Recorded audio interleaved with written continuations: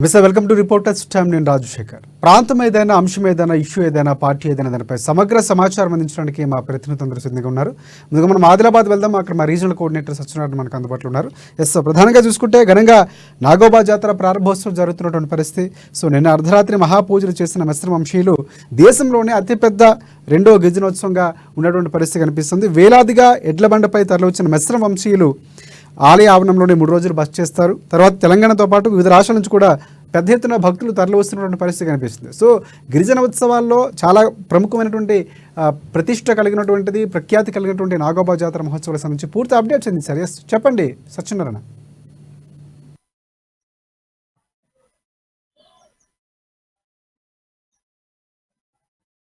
జాతర ఇది దేశంలోనే రెండో అతిపెద్ద జాతర.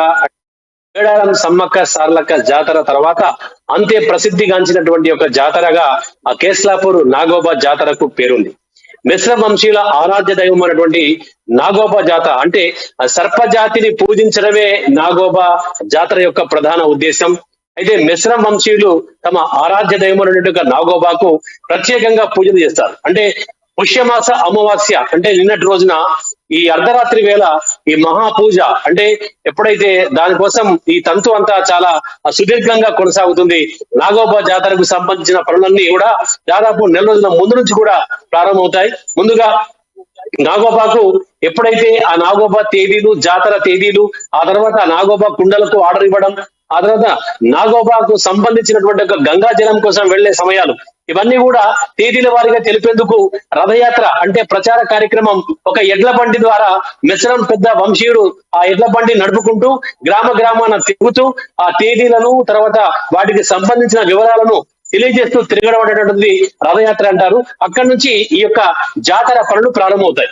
ఆ తర్వాత అదే ఎడ్ల బండిలో అనాదిగా వచ్చినటువంటి ఒక ఆచారం ప్రకారం గుగ్గిళ్ల వంశానికి చెందినటువంటి ఒక సిరికొండలోని కుమ్మరికి ఈ జాతరకు సంబంధించినటువంటి ఒక మట్టి కుండల ఆర్డర్ అనేది అక్కడ తయారు చేస్తారు. అయితే ఆ మట్టి కుండల ద్వారానే ఇక్కడ పూజా కార్యక్రమాలు జాతరకు సంబంధించినవి కొనసాగుతుంటాయి. కాబట్టి ఇవి ఈ యొక్క జాతరలో చాలా శ్రేష్టమైనటువంటివి మట్టి కుండలు గుగ్గిల వంశానికి చెందినటువంటి వాళ్ళు తయారు చేస్తుంటారు.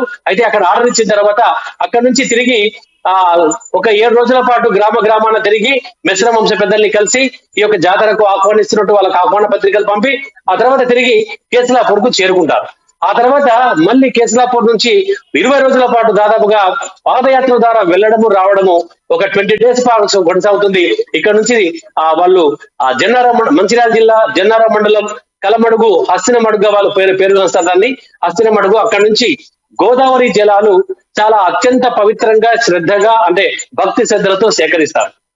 అయితే ఈ సమయంలో వాళ్ళు తెల్లటి వస్త్రాలు అలాగే తెల్లటి తలపాగా ధరించి ఇక్కడ నుంచి కేస్లాపూర్ నుంచి కాలినడక ద్వారా దాదాపు 80 కిలోమీటర్ల దూరంలో ఉన్నటువంటి ఒక హస్తినమడుగుకు పయనమవుతారు. అక్కడ వెళ్తూ వెదురు బద్దలు తీసుకొని ఆ గంగా జలంలో ఏదైతే గోదావరి జలాల్ని తాముతో పాటు తీసుకెళ్ళినటువంటి ఒక కలశాలు ఉంటాయి, వాటిని శుభ్రంగా కడిగి ఆ తర్వాత వాళ్ళు కూడా స్నానాది కార్యక్రమాలు ముగించి అక్కడి నుంచి పవిత్రమైనటువంటి ఒక గంగా జలాన్ని తీసుకొని తిరిగి పయనమవుతారు. ఆ తిరిగి పయనం కూడా తిరిగి 80 కిలోమీటర్ల దూరం కూడా వాళ్ళు నడుచుకుంటూనే వస్తారు. అలా జాతరకు సరిగ్గా 3 రోజుల ముందు కేసులాపూర్ కు చేరుకోవడం ఆనవాయితీగా వస్తుంది. ఆ తర్వాత 3 రోజులు అక్కడ ఒక మర్రి చెట్టు ఉంటుంది. కేసులాపూర్ ఆవరణలో ఆలయ ఆవరణలో నాగోబా ఏదైతే దేవాలయం ఉంటుందో దానికి దగ్గరలోనే ఒక మర్రి చెట్టు ఉంటుంది. ఆ మర్రి చెట్టు దగ్గర ఈ నీరు నేలను అంటకుండా మర్రి చెట్టు పైన ఆ నీటిని భద్రపరుస్తారు. అలాగే మర్రి చెట్టు కిందనే వాళ్ళు 3 రోజుల పాటు బస చేస్తారు. అంటే 9 అంటే ఈ అమావాస్య వరకు, పుష్యమాస అమావాస్య వరకు వాళ్ళు అక్కడే బస చేస్తారు. అయితే మొన్నటి బుధవారం రోజునే ఆ మర్రి చెట్టు కిందనే వాళ్ళ పెద్దలకు తూము పూజలు అంటారు. అంటే కర్మకాండ పూజలు ఈ యొక్క మిశ్రమ వంశీయులు అనాదిగా జరుపుకుంటారు. అలాగే వాళ్ళ పెద్దలు ఎంతమంది అయితే స్వర్గస్థులైనారో వాళ్ళందరికీ కూడా మిశ్రమ వంశీయులు తూము పూజలు కర్మకాండ పూజలు నిర్వహిస్తారు. ఆ తర్వాత ఎప్పుడైతే ఇక అసలు తంతు ఈ నిన్న రోజున రాత్రి నుంచి మొదలవుతుంది. అంటే నాగోబా మహాపూజ. వాళ్ళు ఏదైతే అత్యంత పవిత్రంగా తెచ్చినటువంటి ఒక గంగా జలం ఉంటుందో ఆ గంగా జలంతో నాగోబా ఆలయాన్ని పరిశుద్ధం చేసి ఆ తర్వాత వాళ్ళు మాత్రమే అంటే మహాపూజలో మిశ్రమ వంశీయులు మాత్రమే పాల్గొంటారు. ఇంకా మిగతా ఎవరిని కూడా అక్కడికి రానివ్వరు. పూజ అనంతరం అందరికీ దర్శనం కల్పిస్తారు. అప్పటికే అక్కడ చేరుకున్నటువంటి ప్రజా ప్రతినిధులు, ఆ తర్వాత జిల్లా వీళ్ళందరూ కూడా హారతి ఇచ్చిన తర్వాత వీళ్ళు తిరిగి ప్రత్యేక పూజలు చేయడంతో ఈ నాగోబా జాతర మహాపూజ అనేటటువంటి ఒక తంతు పూర్తవుతుంది. ఆ తర్వాత వెంటనే కొత్త కోడళ్ళు అంటే ఈ యొక్క మిశ్ర వంశీయుల్లో అనాదిగా ఆచారంగా వస్తున్నటువంటిది. ఎప్పుడైతే నాగోబా దర్శించిన తర్వాతనే మిశ్ర వంశ పెద్దల ఆశీర్వాదం తీసుకున్న తర్వాతనే ఆ వంశంలోని పెళ్ళైనటువంటి ఒక కోడలను ఆ వంశం వారిగా గుర్తించడం ఆనవాయితీగా జరుగుతోంది. అంటే అప్పటి వరకు నాగోబా దర్శించినటువంటి యొక్క కొత్త కోడళ్ళు మెస్రం వంశంలో ఎంతమంది ఉంటారో వాళ్ళందరినీ కూడా ఈ యొక్క మహాపూజ అనంతరం అర్ధరాత్రి 1 గంటకు నాగోబా దేవతకు మెస్రం పెద్దలు పరిచయం చేస్తారు. దాన్ని మెస్రం వంశ పెద్దల భాషలో బేటింగ్ అంటారు. అంటే అప్పుడు వాళ్ళతో ఆ కోడలను పరిచయించిన తర్వాత మెస్రం వంశ పెద్దలు వాళ్ళకు ఆ పాదాలు నమస్కరించిన తర్వాత ఆశీర్వాదం ఇస్తారు. ఆ ఆశీర్వాదం ద్వారానే వాళ్ళు తిరిగి ఆ యొక్క మెస్రం కుటుంబంలో చేరినట్టుగా భావిస్తారు. ఆ తర్వాత ఇక ఈ అల్లుళ్ళు ఎవరైతే మెస్రం వంశంలో అల్లుళ్ళు ఉంటారో ఈ అల్లుళ్ళు అక్కడి నుంచి అక్కడ ఏదైతే మరిచెట్టు వద్ద ఉన్నటువంటి ఒక బావి ఉంటుందో ఆ బావి నుంచి నీళ్లు తోడతారు. కోడళ్ళేమో ఆ నీటిని పట్టుకొస్తారు. పట్టుకొచ్చిన తర్వాత మళ్ళీ అల్లుళ్ళే అక్కడ ఉన్నటువంటి పాత పుట్టలు ఏవైతే ఉంటాయో ఆ పాత పుట్టల్ని పూర్తిగా తొలగించేసి ఆ మట్టితో ఈ నీటిని మట్టిని తడిపిన తర్వాత మళ్ళీ మహిళలకు ఇవ్వడం జరుగుతుంది. ఆ తర్వాత వాళ్ళు తిరిగి కొత్త మన పాము పుట్టలు తయారు చేస్తారు. ఇదంతా కూడా ఒక తంతుగా జరుగుతుంది. ఆ తర్వాత పుట్టలకు పూజలు, ఆ తర్వాత అక్కడనే గోవాడ్ అంటే వీళ్ళందరూ కూడా బస చేసేటటువంటి ఒక స్థలాన్ని గోవాడ్ అంటారు. దాదాపుగా ఇక్కడికి ఆధునికంగా ఎంతగా సాంకేతిక పరంగా డెవలప్ అయినప్పటికీ కూడా ఇప్పటి వరకు కూడా అనాదిగా వస్తున్నటువంటి సాంప్రదాయం ప్రకారం ఈ మెస్రం వంశీయులు ఎడ్ల బండ్ల ద్వారానే అక్కడికి చేరుకుంటారు. వేలాదిగా ఎడ్ల బండ్లు అక్కడికి చేరుకుంటారు. గోవాడ ఆ పరిసరాల్లో ఉన్నటువంటి ఒక ఖాళీ స్థలంలో ఎడ్ల బండ్ల నుంచి అక్కడే ఆ ఎడ్ల బండితోనే గుడారాలు వేసుకుని ఆ గుడారంలోనే 3 రోజుల పాటు అంటే జాతర తంతు పూర్తయ్యే వరకు దాదాపుగా 3 రోజుల పాటు అక్కడే వాళ్ళు బస చేస్తారు. ఆ తర్వాత నైవేద్యాలు అంటే ఈ యొక్క మిశ్ర వంశీయుల్లో 22 కితలు ఉంటారు అంటే తెగలు. వాళ్ళు సంబంధించినటువంటి వాళ్ళే ఈ పూజా కార్యక్రమాలు కానివ్వండి, నైవేద్యాలు కానివ్వండి, ప్రచార కార్యక్రమాలు, ఆ తర్వాత అంటే మెస్రం జాతరకు అంటే నాగోబా జాతరకు సంబంధించినటువంటి ఒక ఎన్ని కార్యక్రమాలు ఉంటాయో అవన్నీ మెస్రం వంశీయులే దగ్గరగా ఉండి చూసుకోవడం ఆనవాయితీగా వస్తుంది. ఆ తర్వాత బేటింగ్, ఆ తర్వాత అక్కడ 22 పొయ్యిలు అంటే దాదాపుగా జాతర అన్నప్పుడు వేలాది మంది సందర్శిస్తుంటారు మెస్రం వంశంలో, కానీ పొయ్యిలు మాత్రం 22 పొయ్యిలు మాత్రమే ఉంటాయి. 22 పొయ్యిలు వాళ్ళు వంతుల వారిగానే ఆ పొయ్యిల పైన వంట చేసుకోవాలి తప్ప కొత్త పొయ్యి పట్టుకోవడానికి వీల్లేదు. ఒకరి తర్వాత ఒకరు వంట చేసుకోవాలి. ఇక మిగతా వంశం అంటే ఈ ఆదివాసీల్లో మెస్రం వంశం కాకుండా అనేక వంశాలు ఉంటాయి. ఆ వంశాలు కూడా వచ్చి జాతరకు దర్శించుకుంటారు. కానీ వాళ్ళు మాత్రం ఎక్కడైనా పొయ్యి చేసి వాళ్ళ యొక్క వంట వరకు చేసుకోవచ్చు. సో ఇదంతా కూడా ఒక పద్ధతి ప్రకారంగా, ఒక సాంప్రదాయం ప్రకారంగా మెస్రం వాళ్ళు పాటించినటువంటి యొక్క ఆచార వ్యవహారాల ప్రకారంగా కూడా ఒక అనాదిగా ఈ యొక్క తంతు కొనసాగుతుంది. కాబట్టి వాళ్ళు పెద్దల మాటని శిరసావహిస్తూ వాళ్ళ దారులను నడుస్తూ వాళ్ళ మాటను ఏమాత్రము అంటే ప్రతి మాటను కూడా పట్టించుకొని వాళ్ళ ఆచార వ్యవహారాల ప్రకారంగానే మెస్రం వంశీయులు అనాదిగా చేస్తున్నారు. కాబట్టి అదే పద్ధతిలో కూడా ఇప్పుడు కూడా ఈ యొక్క పూజా కార్యక్రమాలు కొనసాగుతున్నట్టు అక్కడ మెస్రం పీఠాధిపతి అంటే నాగోబా ఆలయ పీఠాధిపతి మెస్రం వెంకట్రావు అయితే ఈ యొక్క ఆలయ పూజా కార్యక్రమాలు పాల్గొని ఆ వంశ పారంపర్యంగా వచ్చినటువంటి ఆచార వ్యవహారాల గురించి ఆయన తెలిపారు. సో ఓవరాల్ గా చూస్తే ఇది మెస్రం అంటే ఆదివాసీ గిరిజనులే అతిపెద్ద గిరిజనోత్సవం. అంటే అంతా కూడా చాలా సంబరంగా 4 రోజుల పాటు అత్యంత భక్తి శ్రద్ధలతో నియమ నిష్ఠలతో జరుపుకునే నాగోబా జాతరగా ఇదైతే ప్రసిద్ధి చెందింది. Rajasekhar. Right thanks for updates Satyanarayana. Next మనం మా హైదరాబాద్ ప్రతినిధి హరీష్ గారికి వెళ్దాం. ప్రధానంగా చూసుకుంటే 2024-25 సంబంధించి ఆర్థిక సంవత్సరానికి ఓట్ ఆన్ అకౌంట్ బడ్జెట్ ప్రవేశపెట్టినటువంటి పరిస్థితి కనిపిస్తుంది. నూతన ప్రభుత్వంలో మొదటి బడ్జెట్గా ఓట్ ఆన్ అకౌంట్ బడ్జెట్గా చెప్పుకోవచ్చు. 2024-25 అంచనా వ్యయం దాదాపుగా చూసుకుంటే 2,75,891 కోట్ల రూపాయలు ఉన్నటువంటి పరిస్థితి. ప్రధానంగా 6 గ్యారంటీల స్కీమ్ ఏదైతే ప్రవేశపెట్టిందో కాంగ్రెస్ పార్టీ దానికి ప్రాధాన్యత అత్యధికంగా కల్పించినటువంటి పరిస్థితి కనిపిస్తుంది. సో దీనికి సంబంధించి పూర్తి అప్డేట్స్ ఏంటి చెప్పండి హరీష్. తెలంగాణలో కాంగ్రెస్ పార్టీ అధికారంలోకి వచ్చిన మొట్టమొదటిసారిగా బడ్జెట్ ప్రవేశపెట్టారు. ఇక్కడ ఏదైతే శాసనసభలో డిప్యూటీ సీఎం బట్టి విక్రమార్క బడ్జెట్ను ప్రవేశపెట్టారు, అక్కడ శాసన మండలిలో మంత్రి శ్రీధర్ బాబు బడ్జెట్ ప్రవేశపెట్టారు. ఇక 2024-25 సంబంధించిన బడ్జెట్కి సంబంధించి కేటాయింపులు చూసినట్లయితే ఇక ప్రధానంగా అంటే గత ఏదైతే బీఆర్ఎస్ ప్రభుత్వం ఆ బడ్జెట్ను అంచనాలను కూడా టార్గెట్ చేస్తూ ఇప్పుడు ఆ బడ్జెట్ రూపకల్పన జరిగిందని చెప్పొచ్చు. ప్రధానంగా ఈ ఆర్థిక సంవత్సరానికి సంబంధించి 2,75,891 కోట్లకు సంబంధించిన ఆ బడ్జెట్ను ప్రవేశపెట్టిన నేపథ్యం కావచ్చు. ఇక మొత్తంగా అంటే ఏదైతే అన్ని సంబంధించిన రంగాలకు సంబంధించి కూడా బడ్జెట్ను అంచనాలను కేటాయిస్తూ కూడా కేటాయించిన నేపథ్యం కావచ్చు.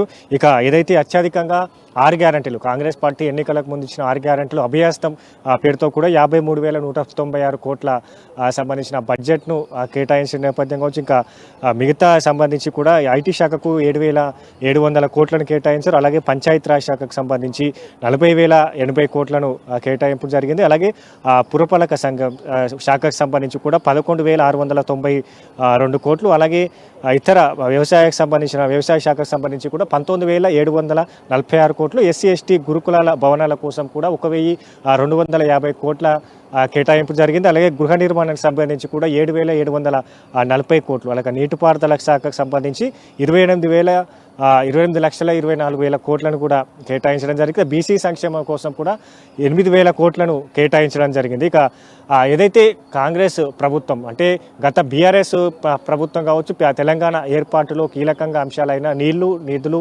నియామకాలు ఈ అంశాలతోనే తెలంగాణ రాష్ట్రం సిద్ధించింది. దీన్ని బీఆర్ఎస్ ఏదైతే ప్రభుత్వం తుంగలో తొక్కింది. దీనికి బీఆర్ఎస్ ప్రభుత్వం 2 దఫాలుగా కూడా అధికారంలో ఉంటూ వీటిని విస్మరించింది. వీటి కారణంగా కూడా అనేక మంది నష్టపోయారు.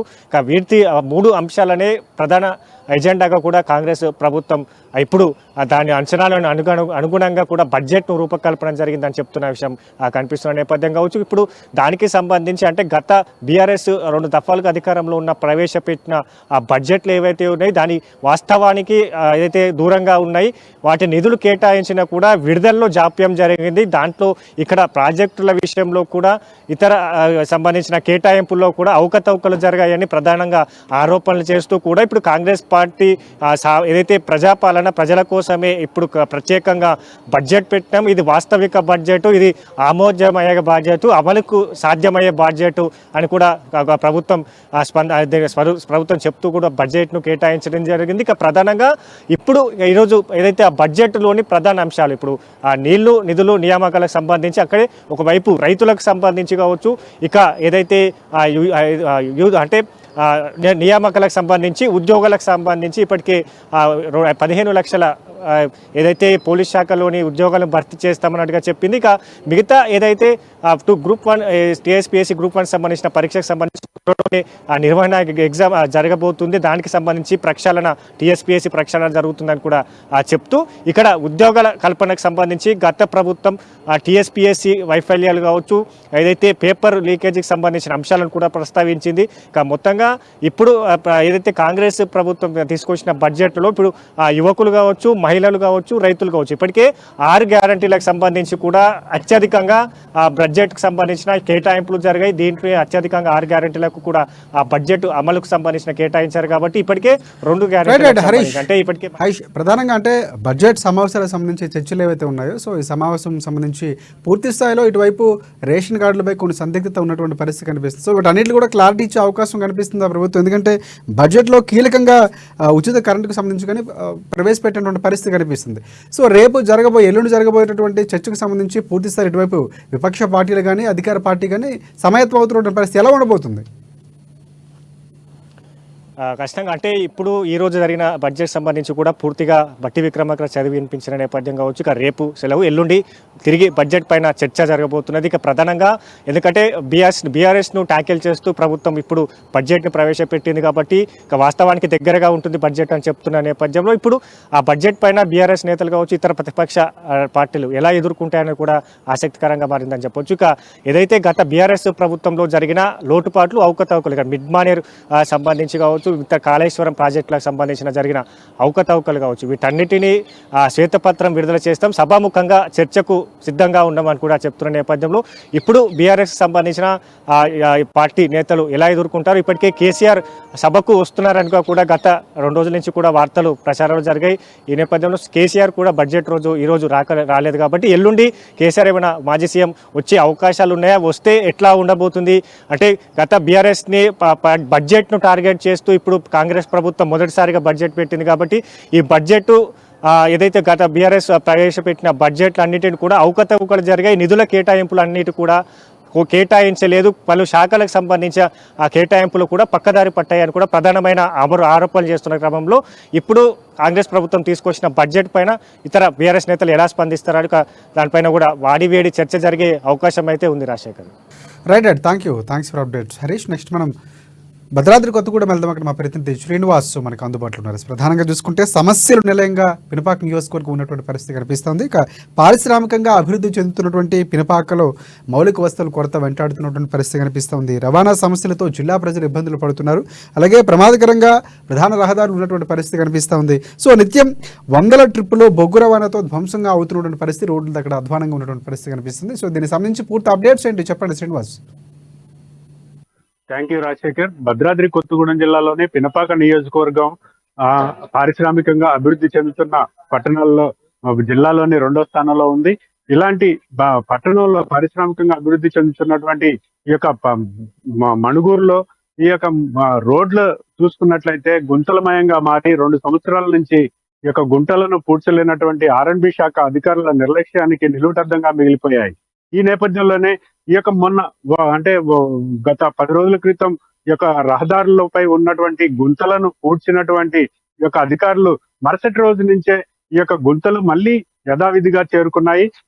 ఈ ప్రాంతం గుండా సింగరేణి నుంచి BTPS అంటే భద్రాద్రి పవర్ ప్లాంట్ కి ఈ నడిచేటువంటి భారీ లోడ్ తోటి అధిక లోడ్ తోటి వెళ్తున్నటువంటి భారీ వాహనాలు ఈ యొక్క వల్ల ఈ యొక్క రహదారులు దెబ్బతింటున్నాయని చెప్పేసి కూడా స్థానిక ప్రజలు ఆరోపిస్తున్నటువంటి నేపథ్యం ఉంది. ఈ రహదారిలో ఉన్నటువంటి గుంతల వల్ల ద్విచక్ర వాహనాలు కావచ్చు, తర్వాత 4 వీలర్స్ కావచ్చు, రోడ్ల ప్రమాదాలకు అంటే వెళ్తున్న వాహనాలు ముందు వేగంగా వెళ్తున్నాయి, సడన్ గా గుంటలు ఎదురొచ్చేటప్పటికి వాహనాలు బ్రేక్ వేయడం తోటి వెనకాల ఉన్నటువంటి వాహనాలు వేగము ఆ యొక్క కంట్రోల్ అవ్వకపోవడం తోటి ఈ ముందు వాహనాన్ని ఢీకొనడం జరుగుతున్నాయి. ఇలాంటి ప్రమాదాలు గత 2 సంవత్సరాల కాలంలో అనేకం జరిగాయి. ఈ యొక్క ప్రమాదాల వల్ల స్థానిక ఉన్నటువంటి ఈ ప్రాంతం గుండా వెళ్ళేటువంటి వాహనదారులు ఈ యొక్క ప్రాణాలు కోల్పోయినటువంటి సంఘటనలు కూడా ఉన్నాయని చెప్పేసి పట్టణ ప్రజలు ఆరోపిస్తున్నటువంటి నేపథ్యం ఉంది. ఈ ప్రమాదాల వల్ల వికలాంగులైనటువంటి ప్రజలు కూడా అధికంగా ఉన్నారని చెప్పేసి కూడా ఈ యొక్క ప్రజలు ఆరోపిస్తున్నారు. ఈ యొక్క సింగరేణి బొగ్గు అంటే లారీలు ఇక్కడ నుంచి ఇతర ప్రాంతాలకు వెళ్ళటమే కాకుండా ఇక్కడ ఉన్నటువంటి పరిశ్రమలకి ఆ బొగ్గు అందిస్తున్నటువంటి నేపథ్యంలో అంటే ఇక్కడ సింగరేణి నుంచి లారీలు అధికంగా తిరుగుతూ ఉంటాయి. అలా ప్రపంచం మన దేశంలోనే కాదు ప్రపంచం అత్యంత ప్రాముఖ్యత కలిగినటువంటి మేడారం సమ్మక్క సారక్క జాతర సమీపిస్తున్నటువంటి నేపథ్యంలో ఇక్కడ ఆంధ్రప్రదేశ్ అంటే భద్రాచలం మీదుగా ఆంధ్రప్రదేశ్ నుంచి భద్రాచలం మీదుగా ఈ యొక్క సమ్మక్క సారలమ్మ జాతరకు వెళ్ళేటువంటి వాహనాలు కూడా అధికంగా ఇప్పటినే గత నెల రోజుల నుంచే వెళ్తూ ఉన్నాయి. అలాగే పక్కన ఉన్నటువంటి ఛత్తీస్గఢ్ కావచ్చు, అంటే జగదల్పూర్ ఏరియా నుంచి, అలాగే ఒరిస్సా రాష్ట్రం కోరాపుట్ నుంచి, ఇలాగే ఈ యొక్క రాష్ట్రాల నుంచి అధికంగా సమ్మక్క సారలమ్మ జాతరకు వెళ్ళేటువంటి వాహనాలు కూడా అధికంగా ఉన్నాయి. కానీ ఈ నేపథ్యంలోనే ఈ యొక్క రహదారుల పైన రహదారుల్లో ఉన్నటువంటి ఈ యొక్క గుంతలు పూడ్చడంలో, రహదారులు మరమ్మతులు చేయించడంలో ఈ యొక్క R&B శాఖ, జిల్లా R&B శాఖ పూర్తి నిర్లక్ష్యం అని చెప్పేసి కూడా ఈ యొక్క ప్రాంతంలోనే ఉన్నటువంటి ప్రజలు ఆరోపిస్తున్నటువంటి నేపథ్యం ఉంది. ఇకనైనా అధికారులు కళ్ళు తెరిచి ఈ యొక్క రహదారులపై ఉన్నటువంటి గుంతలు పూడ్చి ఇప్పుడు ఇంకా 4 రోజుల తర్వాత ఆ సమ్మక్క సారలమ్మ జాతరకు అధికంగా వాహనాలు క్యూ కడుతూ ఉంటాయి. ఈ నేపథ్యంలోనే ఏ విధమైన ప్రమాదాలు జరగకుండా ముందస్తుగా తగు చర్యలు తీసుకొని రహదారుల మరమ్మతులు చేయించాలని చెప్పేసి కూడా వాళ్ళు మణుగూరు ప్రజలు కోరుతున్నటువంటి నేపథ్యం ఉంది. రాజశేఖర్, ఈ నేపథ్యంలోనే అధికారులు ఏమైనా చర్యలు తీసుకునే అవకాశం కనిపిస్తుంది అంటే ప్రజల నుంచి వస్తున్నటువంటి వినతులు కానీ వారికి సంబంధించినటువంటి సమస్యలు ఆధారంగా చేసుకుని సమస్య పరిష్కార దిశగా వెళ్ళే అవకాశాలు ఏమైనా కనిపిస్తున్నాయో, ఆ దిశగా ఏమైనా వారి నుంచి రిప్లై వచ్చినటువంటి పరిస్థితి ఉందా శ్రీనివాస్? అంటే అధికారులు స్పందించినటువంటి నేపథ్యం ఉన్నది. కానీ గత 10 రోజుల క్రితము ఈ యొక్క రహదారుల్లో తాత్కాలిక మరమ్మతులు, ఏదో కంటి తుడుపుగా చేసినటువంటి మరమ్మతులు తప్ప ఆ యొక్క పూర్తి స్థాయిలో మరమ్మతులు చేయించినట్లయితే రహదారి మళ్ళీ గుంతలమయం కాకుండా ఉండేది. ఈ యొక్క అధికారుల నిర్లక్ష్యము, కాంట్రాక్టర్ల యొక్క నాణ్యత ప్రమాణాలు పాటించకపోవడం వల్ల ఈ యొక్క రహదారులు మళ్ళీ గుంతలమయంగా మారి మళ్ళీ యథావిధిగా చేరుకున్నటువంటి పరిస్థితి ఉంది. అంటే ప్రజాధనం వృధా అవుతుంది కానీ అనుకున్న లక్ష్యం మాత్రం నెరవేర్చడంలో అధికారుల వైఫల్యం పూర్తిగా ఉన్నదని కూడా చెప్పుకోవచ్చు. ఇక్కడ ఇకనైనా కళ్ళు తెరిస్తే అవకాశం ఉన్నదా ఆర్ఎండ్బి అధికారులు అనేది ప్రజల్లో ఒక ప్రశ్నగా మిగిలిపోయినటువంటి పరిస్థితి ఉంది. Rajasekhar, thanks for update Srinivas. Next మనం నిజామాబాద్ వెళ్దాం. అక్కడ మా ప్రతినిధి నవీన్ మనకు అందుబాటులో ఉన్నారు. ప్రధానంగా చూసుకుంటే అక్కడ పార్లమెంట్ ఎన్నికలు సమీపిస్తున్న నిర్లక్ష్యం వీడని గులాబీ లీడర్లు ప్రధానంగా అక్కడ అసెంబ్లీ ఎన్నికల్లో ఓటింపై ఇప్పటి వరకు సమీక్ష చేయనటువంటి నిజామాబాద్ జిల్లా బీఆర్ఎస్ శ్రేణులు సమీక్షలు సమావేశాలు లేకపోవడంతో నెలల తరబడి కూడా తెరుచుకున్నటువంటి పార్టీ కార్యాలయాలు అక్కడ పరిస్థితి కనిపిస్తుంది. ఓవైపు అధికారం కోల్పోయిన తర్వాత పార్టీలో విచ్ఛిన్నం జరుగుతున్నటువంటి పరిస్థితి, నేతల మధ్య సఖ్యత కోల్పోతున్నటువంటి పరిస్థితి కనిపిస్తుంది. సో కార్యాలయం తెరవకుండా సమీక్షలు సమావేశాలు లేనటువంటి పరిస్థితి కనిపిస్తుంది. సో దీనికి సంబంధించి పూర్తి అప్డేట్స్ ఏంటి చెప్పండి నవీన్. Thank you Rajasekhar. ఇటు అసెంబ్లీ ఎన్నికలు ముగిసిన తర్వాత కూడా దాని ఫలితాలపై ఇటు ఇంకా నిజామాబాద్ జిల్లా బీఆర్ఎస్ పార్టీ నాయకులు తేరుకున్నారంటే లేదని తెలుస్తుంది. అయితే ముఖ్యంగా నిజామాబాద్ జిల్లా బీఆర్ఎస్ పార్టీకి కంచి కొట్టకున్నటువంటి బీఆర్ఎస్ పార్టీలో మొన్న పూర్తిగా చిత్తుగా పార్టీ ఓడిపోయినప్పటికీ కూడా దాని నుండి ఇంతవరకు కూడా పార్టీ నాయకులు తేరుకొని పరిస్థితి మొత్తం కనిపిస్తుంది. మొత్తం తెలంగాణ వచ్చిన నిజామాబాద్ జిల్లాలో జరిగినటువంటి 2 అసెంబ్లీ ఎన్నికల్లో బీఆర్ఎస్ పార్టీ క్లీన్ స్వీప్ కొట్టింది. ఇప్పుడు మొన్న జరిగే అసెంబ్లీ ఎన్నికల్లో కేవలం నియోజకవర్గం మాత్రం బీఆర్ఎస్ పార్టీ కైవసం చేసుకుంది. ఆ పార్టీ తరఫున మంత్రి వేముల ప్రశాంత్ రెడ్డి ఒకరే ఎమ్మెల్యేగా గెలుపొందారు.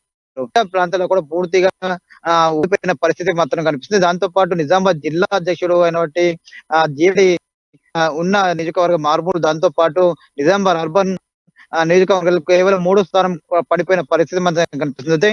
ఇంత చిత్తుగా ఓడిపోయినప్పటికీ కూడా దీని కారణాలేంటి కూడా ఎక్కడ తెలుసుకునే పరిస్థితి కూడా ఇంతవరకు తెలుసుకునే పరిస్థితి మాత్రం బీఆర్ఎస్ పార్టీ నాయకులకు ఉందని చెప్పవచ్చు. అయితే ముఖ్యంగా ఇటు చూసుకున్నట్లయితే మరికొన్ని రోజుల్లో కూడా పార్లమెంట్ ఎన్నికలు జరగబోతున్నాయి. ఇంతవరకు కూడా గతంలో జరిగిన లోటుపాట్లు ఎక్కడ లోటుపాటు జరిగాయని కూడా ఇంతవరకు పార్టీ కార్యకర్తల సమావేశం వారికి మానవ ధైర్యం చెప్పడం కానీ ఎక్కడ లోటుపాట్లు ఉన్నాయి కూడా సరిదిద్దే ప్రయత్నం వరకు ఇంతవరకు కూడా జిల్లా నాయకులు అధ్యక్షుడు కావచ్చు, రాష్ట్ర స్థాయి నాయకులు ఇంతవరకు కూడా చెయ్యని పరిస్థితి. ఎన్నికలు జరిగి 2 నెలలు అవుతుంది. అయినప్పటికీ కూడా జిల్లా వైపు కన్నెత్తి చూడని పరిస్థితి మొత్తం కనిపిస్తుంది. దీంతో ఎలక్షన్ అయిన తర్వాత వరకు కూడా బీఆర్ఎస్ పార్టీ జిల్లా కార్యాలయం ఇంతవరకు కూడా తలుపులు తెరుచుకునే పరిస్థితి అంటే ఆ పరిస్థితి ఏ విధంగా ఉందో కూడా మొత్తం కనిపిస్తుంది. అయితే దీనికి అంటే రావణ చావుకు 100 కారణాలు అన్నట్లు మొన్న జరిగిన అసెంబ్లీ ఎన్నికల్లో బీఆర్ఎస్ పార్టీ ఓటమి పాలవడానికి అనేక కారణాలు ఉన్నాయని చెప్పవచ్చు. ముఖ్యంగా జిల్లా అధ్యక్షుడు కూడా ఎప్పుడు ఎన్నికల సమయంలో పార్టీ నాయకులకు అందుబాటులో ఉండకపోవడం, దాంతో పాటు ఇటు ఎవరైతే ఎమ్మెల్యే క్యాండిడేట్లు ఉన్నారో వాళ్ళు ఒంటెద్దు పోకడాలు పోవడం వల్ల కూడా పార్టీ ఓడిపోయినట్లుగా తెలుస్తుంది.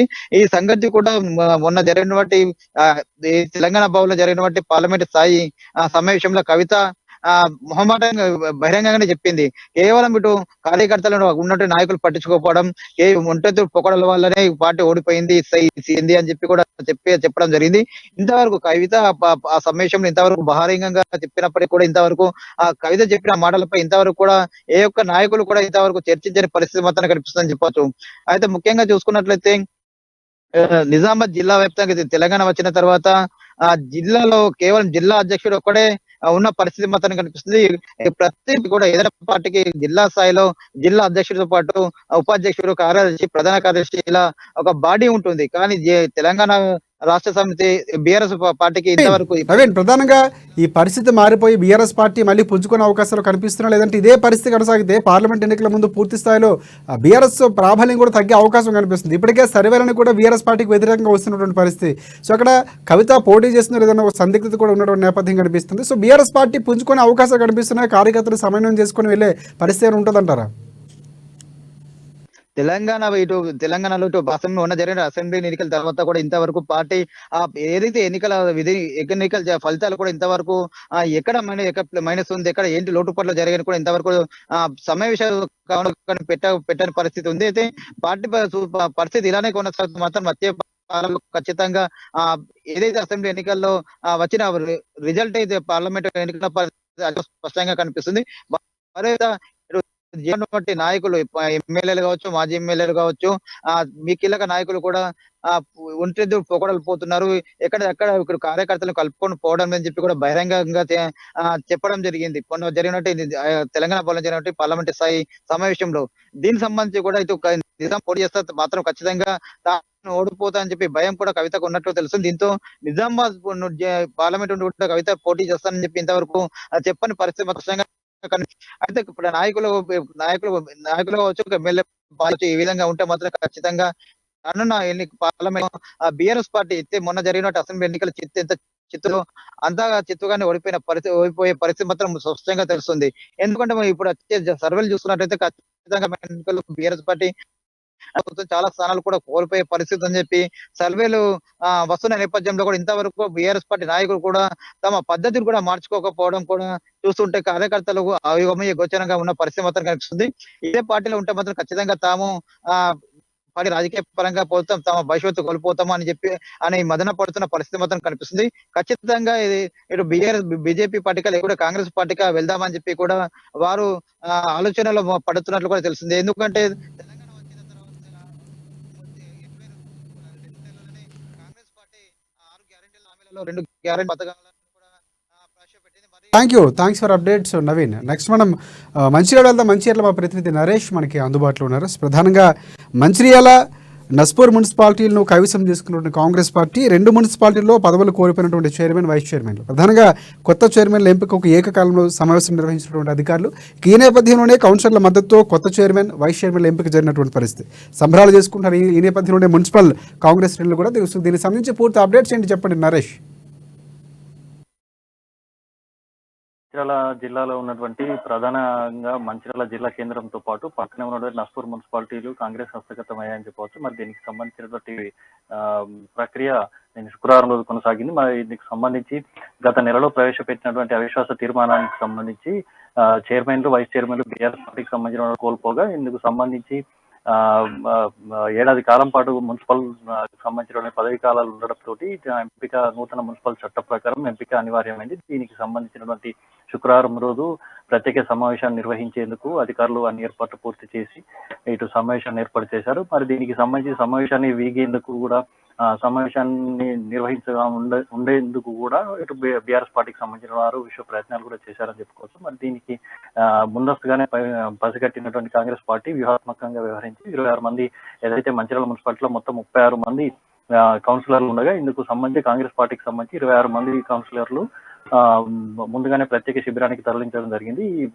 ఏదైతే గతంలో ఇచ్చినటువంటి అవిశ్వాసానికి సంబంధించి మద్దతు ఇచ్చినటువంటి కౌన్సిలర్ ఎవరైతే ఉన్నారో వారందరినీ గోవాలోని శిబిరానికి తరలించి సమావేశం నాటికి సమావేశ మందిరంలో మంచిర్యాల మున్సిపల్ కార్యాలయంలో ఏర్పాటు చేసిన సమావేశ మందిరానికి నేరుగా తరలి వచ్చారు. మరి ఇందుకు సంబంధించినటువంటి పూర్తి స్థాయి కార్యాచరణకు సంబంధించి వ్యూహాత్మకంగా వ్యవహరించినటువంటి ఎమ్మెల్యే ప్రేమ్ సాగర్ రావు మంచిర్యాల మున్సిపాలిటీని కాంగ్రెస్ హస్తగతం చేసుకునే విధంగా వ్యూహాత్మకంగా అడుగులు వేశారని చెప్పవచ్చు. అయితే మొత్తం 26 మంది సభ్యులు సమావేశానికి హాజరయ్యారు. 10 మంది సభ్యులు గైర్ హాజరయ్యారు బీఆర్ఎస్ పార్టీకి సంబంధించినటువంటి వారు. మరి ఈ క్రమంలో కోరంకు సంబంధించిన సభ్యుల మెజారిటీ సభ్యుల సంఖ్య సరిపోవడంతో ఆర్డీఓ ప్రిసైడింగ్ అధికారిగా వ్యవహరించారు. ఆర్డీఓ రాములతో పాటు మున్సిపల్ కమిషనర్ మారుతి ప్రసాద్ దీనికి సంబంధించినటువంటి కార్యాచరణ ప్రారంభించారు. అయితే ముందుగా ఎవరైతే అనుకున్నట్టుగానే ఇటు చైర్మన్ గా 30వ వార్డు కౌన్సిలర్ కు సంబంధించిన రావు ఉపలయను కౌన్సిలర్ నల్ల శంకర్ ప్రతిపాదించగా, వైస్ చైర్మన్ గా సల్లా మహేష్ ను ఇటు మరో కౌన్సిలర్ ప్రతిపాదించగా మిగిలినటువంటి సభ్యులు ఎవరైతే ఉన్నారో కౌన్సిలర్ అందరూ మద్దతు తెలిపడంతో ఏకగ్రీవంగా ఇటు చైర్మన్, వైస్ చైర్మన్లను ప్రకటించడం జరిగింది. అనంతరం వీరితో చైర్మన్ గా ఉన్నటువంటి రావుల ఉప్పలతో పాటు మహేష్లను వారి ప్రమాణ స్వీకారం చేయించారు. ఇటు ఆర్డీఓతో పాటు మున్సిపల్ కమిషనర్ గా ఉన్నటువంటి కార్యాలయ ఆవరణలోనే ప్రమాణ స్వీకరణ కార్యక్రమం వహించిన అనంతరం ఇటు వారు బయటికి వచ్చి సమావేశానికి సంబంధించినటువంటి పూర్తి వివరాలను వెల్లడించారు. మరి అయితే ఏడాది కాలం పాటు ఈ మున్సిపల్ పాలకవర్గ సమయం ఉండడంతో ఏడాది కాలంలోనే తమ ఇంతకుముందు గతంలో బీఆర్ఎస్ పార్టీ పాలనకు సంబంధించిన ఏదైతే అభివృద్ధి కుంటుపడిందో ఇటు తాగునీటికి సంబంధించిన సమస్య కావచ్చు, ఇటు వార్డులకు సంబంధించినటువంటి మౌలిక వసతులు, తాగునీటి కావచ్చు, ఇటు డ్రైనేజీలకు సంబంధించినటువంటి సమస్యలు కావచ్చు పూర్తి స్థాయిలో తమ యుద్ధ ప్రాతిపదికన చేపట్టి అన్ని పూర్తి చేస్తామని చెప్పేసి చైర్మన్ గా నూతన ఎన్నికైనటువంటి చైర్మన్ రావుల ఉప్పలయ్య తెలిపారు. దాంతో పాటు ఇటు నస్పూర్ మున్సిపాలిటీకి సంబంధించిన చూసుకున్నట్టయితే మొత్తం 25 మంది సభ్యులు ఉన్నారు. గత నెల 12వ తారీఖు దీనికి సంబంధించిన అవిశ్వాస తీర్మానాన్ని ప్రవేశపెట్టడంతో 18 మంది సభ్యులు దీనికి మద్దతు నిలిచి అవిశ్వాస తీర్మానంలో వారు చైర్మన్ వైస్ చైర్మన్ లో పదవులు కోల్పోవడం జరిగింది. మరి దీనికి సంబంధించినటువంటి వారు శిబిరం నుంచి నేరుగా మున్సిపల్ కార్యాలయంలో ఏర్పాటు చేసినటువంటి ప్రత్యేక సమావేశానికి నేరుగా హాజరయ్యారు. దానికి సంబంధించి కార్యాచరణ నిర్వహించేందుకు జడ్పీ సీఈఓగా ఉన్నటువంటి నరేందర్ ప్రత్యేక అధికారిగా వ్యవహరించారు. అయితే మొత్తం 17 మంది కాంగ్రెస్ పార్టీకి సంబంధించిన సభ్యులు ఉండగా 2 సిపిఐకి సంబంధించినటువంటి మద్దతు తెలిపారు. ఎక్స్ అఫీషియో సభ్యుడిగా ఎమ్మెల్యే ప్రేమ్ సాగర్ రావు వ్యవహరించి అవిశ్వాస తీర్మానంలో కోల్పోయిన చైర్మన్ వైస్ చైర్మన్ ఎన్నికలకు సంబంధించినటువంటి ఇప్పుడు ప్రస్తుతం ఏదైతే చైర్మన్ ఎంపికకు సంబంధించినటువంటి చైర్మన్ గా ఉన్నారో సుర్మిల వేణుతో పాటు జల్లు రజితను వారు ప్రతిపాదించి బలపరచడంతో ఏకగ్రీవంగా వారు పదవులు చేపట్టడం జరిగింది. అనంతరం వారి ప్రమాణ స్వీకారం చేయించారు. ఈ 2 మున్సిపాలిటీలలో ఏకకాలంలోనే కాంగ్రెస్ పార్టీ హస్తగతం చేసుకోవడంతో పార్టీకి సంబంధించినటువంటి నియోజకవర్గ స్థాయిలో ఉన్నటువంటి పార్టీ నాయకులు కార్యకర్తలు టపాసులు పేల్చి ఇటు సంబరాలు జరుపుతున్నారు. అనంతరం పట్టణంలో భారీగా ర్యాలీ నిర్వహించి ఎమ్మెల్యే ప్రేమ్ సాగర్ నివాసానికి చేరుకున్నారు. మరి నివాసంలో కూడా ఎమ్మెల్యే వారిని ఘనంగా సన్మానించారు.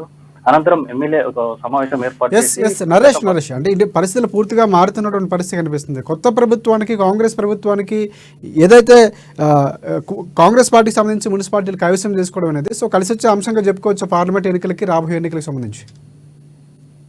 ఖచ్చితంగా, ఎందుకంటే ఇంతకు ముందు అసెంబ్లీ ఎన్నికలకు సంబంధించినటువంటి జిల్లాలో 3 నియోజకవర్గాలు ఉండగా 3 నియోజకవర్గాలకు సంబంధించినటువంటి కాంగ్రెస్ పార్టీ అభ్యర్థులే గెలుపొందడంతో ఇటు నియోజకవర్గాల అభివృద్ధి పనులు శరవేగంగా అందుకున్నాయని చెప్పవచ్చు. మరి ఈ క్రమంలోనే ఆ యొక్క అభివృద్ధిని చూసి ఏదైతే విశ్వాసంతో ప్రజల ఓట్లు వేసి ఎన్నుకున్నారో అనంతరం మున్సిపాలిటీలో కూడా కుంటుపడినటువంటి అభివృద్ధి అనేది మున్సిపాలిటీ కాంగ్రెస్ పార్టీ హయాంలో జరుగుతుందన్నటువంటి ఒక విశ్వాసంతో కౌన్సిలర్లు ఏనాడు ఇంతకు ముందు ఎంతో ఇబ్బందులు పడినటువంటి కౌన్సిలర్ ఎవరైతే కాంగ్రెస్ పార్టీలో చేరి తమ అవిశ్వాసాన్ని ప్రవేశపెట్టి కాంగ్రెస్ పార్టీ చేతనే కాంగ్రెస్ నాయకుల హయాంలోనే అభివృద్ధి జరుగుతుందన్న విశ్వాసంతోనే ఇక్కడ కాంగ్రెస్ పార్టీకి సంబంధించినటువంటి మున్సిపల్ కార్యాలయ పీఠాలను అధిరోహించారని చెప్పవచ్చు. మరి ఈ క్రమంలోనే ఇటీవల జరిగినట్టు అసెంబ్లీ ఎన్నికలకు సంబంధించిన ఏదైతే ఉత్సాహంతో ఉన్నటువంటి కాంగ్రెస్ పార్టీ రాబోయే పార్లమెంట్ ఎన్నికలకు సంబంధించినటువంటి కూడా ఇప్పుడు ఎక్కువగా మెజారిటీ కాంగ్రెస్ అభ్యర్థులను గెలుచుకునేటువంటి అవకాశం కూడా ఉందని చెప్పవచ్చు. ఎందుకంటే మొత్తంగా చూసుకుంటే ఇక్కడ కోల్బేట్ ప్రాంతం ఎక్కువగా ఉంది. పెద్దపల్లి పార్లమెంట్ నియోజకవర్గానికి సంబంధించి దీనిలో 3 నియోజకవర్గాలు మంచిర్యాల జిల్లాలో ఉన్నాయి. ఇటు మరో 4 నియోజకవర్గాలు, ఇటు పెద్దపల్లి జిల్లాలో 3 నియోజకవర్గాలు ఉన్నాయి. ఇందుకు సంబంధించిన కూడా కోల్బెల్ట్ ప్రాంతం ఎక్కువగా ఉంది. అయితే ఇక్కడ కోల్బెల్ట్ కార్మికులు ఎవరైతే ఉన్నారో వారు ఎక్కువగా గతంలో బీఆర్ఎస్ పార్టీకి ఏకపక్షంగా వ్యవహరించి మద్దతు నిలవడంతో ఇక్కడ బీఆర్ఎస్ పార్టీ అభ్యర్థులు అప్పుడు గెలుపొందడం జరిగింది. మరి ఇప్పుడు ప్రస్తుతం అందరూ ఎక్కువ శాతం కాంగ్రెస్ పార్టీకి సంబంధించినటువంటి అభ్యర్థులకు మద్దతు తెలిపి వారిని అత్యధిక భారీ మెజారిటీతో గెలిపించడం జరిగింది. రాబోయే కాలంలో కూడా పార్లమెంట్ ఎన్నికలకు సంబంధించినట్టుగా పార్లమెంటు ఎన్నికల్లో కూడా కాంగ్రెస్ పార్టీకి గెలిచేటటువంటి అభ్యర్థి ఎవరైతే ఉన్నారో వారు గెలిచేటువంటి ఎక్కువగా అవకాశాలు ఉన్నట్టుగా మనకు ప్రస్తుతం ఇక్కడ చెప్పుకోవచ్చు. Rajasekhar right thanks for updates Naresh. Next మనం వరంగల్ వెళ్దాం. వరంగల్లో మా ప్రతినిధి స్వామి మనకి అందుబాటులో ఉన్నారు. ప్రధానంగా చూసుకుంటే వరంగల్ సంబంధించి ఉమ్మడి వరంగల్ జిల్లాలో పాఠశాలకు డిఓ వాసంతి కీలక ప్రకటన చేసినటువంటి పరిస్థితి కనిపిస్తుంది. చిన్నపిల్లల కిడ్నాప్పై అప్రమత్తంగా ఉండాలని సూచించారు. అలాగే వరంగల్లో ఇటీవల పాఠశాల విద్యార్థులు కిడ్నాప్ చేసినటువంటి పరిస్థితి నేపథ్యంలో నాకు కొన్ని సూచనలు చేసినటువంటి పరిస్థితి కనిపిస్తుంది. కిడ్నాప్ ఘటనతో అలర్ట్ అయినటువంటి అధికార యంత్రాంగం పూర్తి స్థాయిలో గురుకుల పాఠశాల విద్యార్థుల కోసం వచ్చిన వారికి సంబంధించి ఎంక్వైరీలు చేయాలి, వివరాలు కనుక్కున్నాకే వారిని కల్పించే ప్రయత్నం చేయాలని చెప్పి కూడా కొన్ని ఆర్డర్లు పాస్ చేసినటువంటి పరిస్థితి కనిపిస్తుంది. దీనికి సంబంధించి పూర్తి అప్డేట్స్ ఏంటి చెప్పండి స్వామి.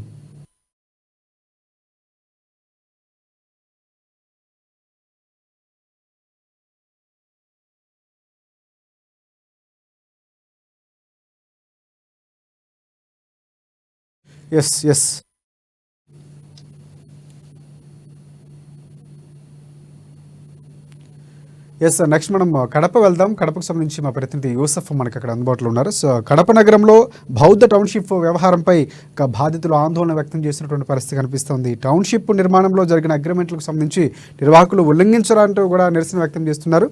ప్లాట్లు విక్రయించిన తమకు అన్యాయం చేస్తున్నారని బాధితుల వైపు ఆందోళన వ్యక్తం చేస్తున్నటువంటి పరిస్థితి. రాజకీయ నాయకుల అండతోనే బెదిరింపులకు పాల్పడుతున్నారని కూడా ఆరోపణ వస్తుంది. సో దీనికి సంబంధించి పూర్తి అప్డేట్స్ ఏంటి చెప్పండి యూసఫ్. జిల్లాలో కడప నగర సమీపంలో ఉన్నటువంటి బుద్ధ టౌన్షిప్ అని చెప్పి ఏర్పాటు చేశారు. ఈ వెంచర్ లో దాదాపు లక్షలకు వెచ్చించి బాధితులు అయితే సుమారుగా ఇక్కడ ఫ్లాట్లను కూడా కొనుగోలు చేసి ఇళ్లను కూడా నిర్మించుకున్నారు. అయితే ఆ అగ్రిమెంట్ కు సంబంధించిన వ్యవహారంలో ఏవైతే యాజమాన్యం ఏర్పాటు చేసి ఇస్తామని చెప్పిందో వాటినన్నింటిని కూడా తుంగలో కలిపింది. దాదాపు వారికి నిర్మించి ఇస్తామని చెప్పినటువంటి ఒక షాపింగ్ కాంప్లెక్స్ ను కూడా ప్రైవేట్ అభ్యర్థులకు లీజుకి ఇచ్చారు తమ ప్రమేయం లేకుండా అని చెప్పేసి బాధితులు ఆందోళన చెందుతూ ఉన్నారు. ఏదైనా అడిగినప్పుడు పొలిటికల్ గా వీళ్ళ మీద ప్రెజర్ తీసుకొస్తున్నారు, వీళ్ళకి ఇబ్బందులు కలిగిస్తున్నారు అని చెప్పేసి 2-3 రోజుల నుండి కూడా ఈ ఆందోళన కొనసాగుతూ ఉంది. ఇవాళ కడప కలెక్టరేట్ కార్యాలయం వద్ద కూడా వాళ్ళు పెద్ద ఎత్తున ఆందోళనకు దిగారు. దీనిపై జిల్లా అధికార యంత్రం కూడా స్పందించాలి, లేని పక్షంలో వాళ్ళకు సంబంధించిన అగ్రిమెంట్లు ఏవైతే రాసిచ్చారో వాటన్నింటిని కూడా పరిశీలించి తగు చర్యలు తీసుకోవాలని చెప్పేసి వారు ఆరోపిస్తూ ఉన్నారు, ఆందోళన కూడా చెందుతూ ఉన్నారు. మన దగ్గర కొంతమంది ఫ్లాట్లకు సంబంధించిన బాధితులు ఉన్నారు, వారిని కూడా అడిగి తెలుసుకునేందుకు ప్రయత్నం చేద్దాం. అసలు ఏం జరిగిందన్నా ఈ ఫ్లాట్ల వ్యవహారంలో, బుద్ధా టౌన్షిప్ సంబంధించిన వ్యవహారంలో మీకు ఏ రోజైతే అగ్రిమెంట్లు సీలింగ్ చేశారో ఆ రోజు ఇచ్చినటువంటి నిబంధనలు వాళ్ళు పాటిస్తూ ఉన్నారా? లేదు, వాళ్ళు అటువంటి పాటించలేదండి. మాకు మొదటగా ఫస్ట్ గా ఫంక్షన్ హాల్ క్లబ్ హౌస్ నిర్మించినారు, చుట్టూ కాంపౌండ్ వాళ్ళు క్లబ్ హౌస్ ఫంక్షన్ నిర్మించినారు, అది చూపించారు. తర్వాత మా షాపింగ్ కాంప్లెక్స్ కానీ షటిల్ కోర్ట్ కానీ ఇవన్నీ స్టార్ట్ చేస్తాము అని చేశారు. తర్వాత ఏమైందంటే మేము అక్కడ స్థలాలు కొన్ని ఇల్లు కట్టుకున్న తర్వాత మాకు చెప్పిన ఫంక్షన్ హాల్ క్లబ్ హౌస్ ను వాళ్ళు సొంతం చేసుకుని దాన్ని రిజిస్టర్ రెంట్కి ఇచ్చుకున్నారు. తర్వాత స్విమ్మింగ్ పూల్ కడతామన్న స్థలాన్ని కూడా వాళ్ళు ఫ్లాట్ వేసుకుని అమ్మేసుకున్నారు. షాపింగ్ కాంప్లెక్స్ పూజారి క్వార్టర్స్ అని కట్టి దాన్ని కూడా వాళ్ళు సొంత ప్రయోజనాలకు వాడుకుంటూ అది మాకు కూడా స్వాధీనం చేయడం లేదు. తర్వాత షటిల్ కోర్ట్ జిమ్ ఉన్న దాన్ని కూడా వినియోగంలోకి తీసుకొచ్చారు, కానీ మళ్ళీ దాన్ని వాళ్ళు సొంతం చేసుకోవడానికి ప్రయత్నం చేస్తా ఉన్నారు. మేము ఏదైనా అడిగి కొంచెం వ్యక్తిగతంగా దూషణలు చేయడం అవి ఇవి జరుగుతూ ఉన్నది. దీనిపైన ఏదైనా అధికారులు చర్యలు తీసుకోవాలని మేము అందరం కోరుకుంటాం.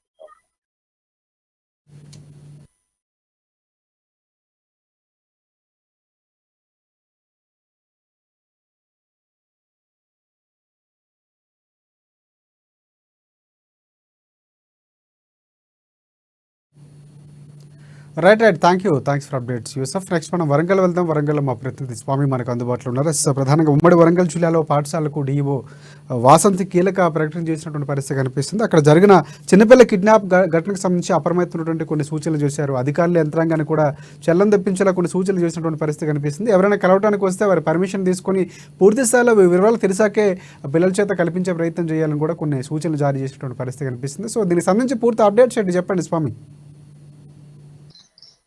రైట్ రాజశేఖర్, ఇప్పటికే ఉమ్మడి వరంగల్ జిల్లా వ్యాప్తంగా కూడా ఒక కిడ్నాపర్ల కలకలం అయితే రేపుతుందని చెప్పుకోవచ్చు. ప్రస్తుతానికి అయితే చిన్నప్పుడు కూడా కిడ్నాప్ వాళ్ళ అవయవాలను ఎత్తుకెళ్తున్న పరిస్థితి వరంగల్ జిల్లాలో కావచ్చు, లేకపోతే తెలంగాణ కావచ్చు, ఇదైతే మొత్తం ఓ ప్రకంపన అయితే లేస్తున్న పరిస్థితి కనపడుతుంది.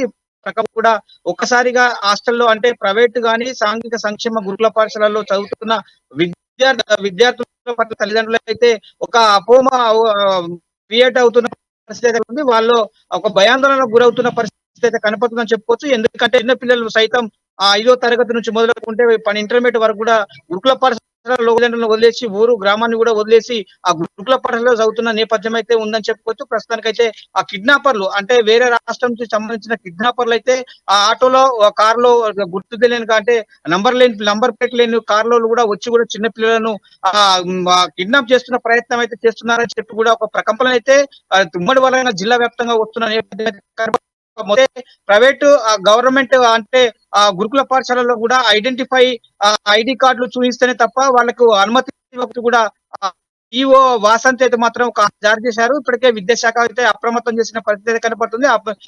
దీంతో కూడా ఒక విద్యార్థులు అయితే తల్లిదండ్రులను ఐడి కార్డు అంటే ప్రిన్సిపల్ కు ఎస్ఓలకు సంబంధించిన ఐడి కార్డులను చూపిస్తేనే తప్ప వాళ్ళకి పర్మిషన్ ఇవ్వాలి, లేనిచో మాత్రము ఇతరులకు పర్మిషన్ ఇవ్వకూడదు, అన్ని గురుకుల కూడా ఏర్పాటు చేయాలని చెప్పి కూడా ఇప్పటికే వాసంతి అయితే మొత్తానికైతే పాఠశాలలకు ఆదేశాలు అయితే జారీ చేసిన నేపథ్యం అయితే ఉందని చెప్పుకోవచ్చు. ప్రస్తుతానికైతే పిల్లల పట్ల కూడా అప్రమత్తంగా ఉండాలని చెప్పి కూడా ఇప్పటికే పోలీస్ శాఖ కూడా ఆదేశాలు జారీ చేశారు. కొంతమంది ప్రకంపనలు అంటే కావాలని చెప్పి కూడా భయాందోళనకు గురి చేస్తున్నారు. అలాంటి ఆకతాయిల పట్ల కూడా మీరు అధైర్యపడద్దని చెప్పి కూడా పోలీస్ శాఖ నుంచి అయితే వరంగల్ సిపి మొత్తం అంబర్ కిషోర్ జా కూడా ఇవరికి ఆదేశాలు జారీ చేసిన నేపథ్యం అయితే ఉంది. ప్రస్తుతానికైతే ఉమ్మడి వరంగల్ జిల్లా వ్యాప్తంగా కూడా పోలీసులు అయితే ఒక ఆదేశాలు జారీ చేశారు. అలాంటి ఏమన్నా మీ సంఘటనలు మీ దృష్టికి వచ్చినట్టయితే కూడా 100కు డైల్ చేసి కూడా మొత్తం మీ సమస్యలు సాల్వ్ చేసుకోవాలని చెప్పి కూడా చెప్తున్న పరిస్థితి కనపడుతుంది. ఎలాంటి సంఘటనలకు పాల్పడ్డైతే కూడా వాళ్ళని ఐడెంటిఫై చేసి కూడా స్థానిక పోలీసులకు అయితే సమాచారం ఇవ్వాలని చెప్పి కూడా ఇప్పటికే పోలీస్ శాఖ మాత్రం అప్రమత్తం చేస్తున్న నేపథ్యం అయితే కనపడుతుందని చెప్పుకోవచ్చు రాజశేఖర్.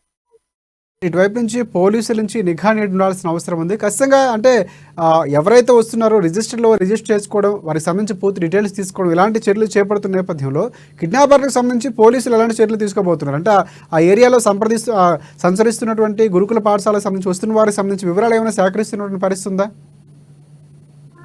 ఖచ్చితంగా అనుకోవచ్చు రాజశేఖర్. ఇప్పటికే వర్ధనపేట నియోజకవర్గంలో ఉప్పరపల్లి గ్రామము, నల్లబెల్లి గ్రామాలలో కూడా రాత్రి వేళ కూడా మొత్తం అంటే ఆడి వేషాలలో అంటే స్త్రీ వేషం ధరించుకొని కూడా చీకట్లో కూడా వాళ్ళను భయభ్రాంతులకు గురి చేస్తున్నారు. ఇప్పటికే ఒక వృద్ధురాలు అయితే భయాందోళనకు గురైంది. మొత్తం కేకలు వేయడంతో కూడా చుట్టుపక్కల గ్రామాల వల్ల అయితే చుట్టుపక్కల ఇంటి అయితే కూడా వృద్ధురాల దగ్గరికి చేరుకొని కూడా మొత్తానికి విషయాలు అయితే తెలియజేశారు. ఆ సంఘటన స్థలాన్ని కూడా ఆ స్థానిక పోలీసులకు కూడా సమాచారం ఇచ్చారు. ప్రస్తుతానికైతే అక్కడ అర్ధరాత్రి నుంచి తెల్లవారుజాము దాకా కూడా పూర్తి స్థాయిలో పోలీస్ శాఖ అయితే రక్షణ కల్పించిందని చెప్పుకోవచ్చు. ఇప్పటికే ఉమ్మడి వరంగల్ జిల్లా వ్యాప్తంగా కూడా రక్షణ కవచంలో పోలీసులు అయితే చేస్తా ఉన్న పరిస్థితి అయితే ఉందని చెప్పుకోవచ్చు. ఇప్పటికే కిడ్నాపర్లు అంటే ఆటోలో వచ్చి కూడా చిన్న పిల్లలను కిడ్నాప్ చేయడానికి కూడా ప్రయత్నం చేస్తున్నారని చెప్పుకోవచ్చు. నిన్నగాక మొన్న ఆత్మకూరు మండలంలో కూడా ఒక ఆటో డ్రైవర్ ఆటోలో కూడా నంబర్ ప్లేట్ లేని ఆటోలో వేరే స్టేట్ గల నంబర్ నుంచి కూడా ఆటోలో ప్రయాణం చేసి కూడా ఆటోలో కిడ్నాప్లు కూడా పిల్లలను ఎత్తుకుపోయే ప్రయత్నం చేస్తున్నారని చెప్పుకోవచ్చు. వాళ్ళు ప్రస్తుతానికైతే ఆత్మకూరు మండలంలో గ్రామస్తులు అయితే అతని ఆటో డ్రైవర్ తో పాటు కూడా ఇతన్ని మహిళలను కూడా అదుపులో తీసుకొని స్థానిక పోలీసులకు అప్పగించిన నేపథ్యం అయితే ఉందని చెప్పుకోవచ్చు. గ్రామస్తులు అయితే ఆత్మకూరులో అంటే దేశశుద్ధి చేసి కూడా ఆత్మకూరు పోలీస్ స్టేషన్ లో మొత్తానికైతే వాళ్ళను అరెస్ట్ చేసి అంటే అప్పచెప్పిన పరిస్థితి కనపడుతుందని చెప్పుకోవచ్చు. ప్రస్తుతానికైతే ఉమ్మడి వరంగల్ జిల్లా మాత్రము ఇప్పటికే అయితే ప్రకంపనలు అయితే కిడ్నాపర్లు వస్తున్నారు, చిన్న పిల్లలను ఎత్తుకెళ్తున్నారు, వారి అవయవాలను తీసుకెళ్లి వేరే రాష్ట్రానికి సరఫరా చేస్తున్నారని చెప్పి కూడా డెడ్ బాడీలో మాత్రము కాలువలలో పడేస్తున్నారని చెప్పి చెర్లల్లో కాలువలలో పడేస్తున్నారని చెప్పి కూడా ఒక తెలంగాణ వ్యాప్తంగా కావచ్చు, ఉమ్మడి వరంగల్ జిల్లా వ్యాప్తంగా అయితే ఒక ప్రకంపనలు అయితే లేపుతుందని చెప్పుకోవచ్చు. ఇప్పటికే ప్రజలైతే చాలా బిక్కుబిక్కు అని భయాందోళనకు గురి అవుతున్న పరిస్థితి అయితే కనపడుతుంది. చిన్నపిల్లలు సైతం విద్యార్థులు అయితే స్కూల్కి వెళ్ళి ఇంటికి వచ్చేదాకా కూడా వాళ్ళకు నమ్మకం లేకుండా పోతుందని చెప్తున్న పరిస్థితి అయితే ఉంది. ఎందుకంటే తల్లిదండ్రులలో ఒక భయాందోళన చోటు చేసుకుందని చెప్తున్నారు. ప్రస్తుతానికైతే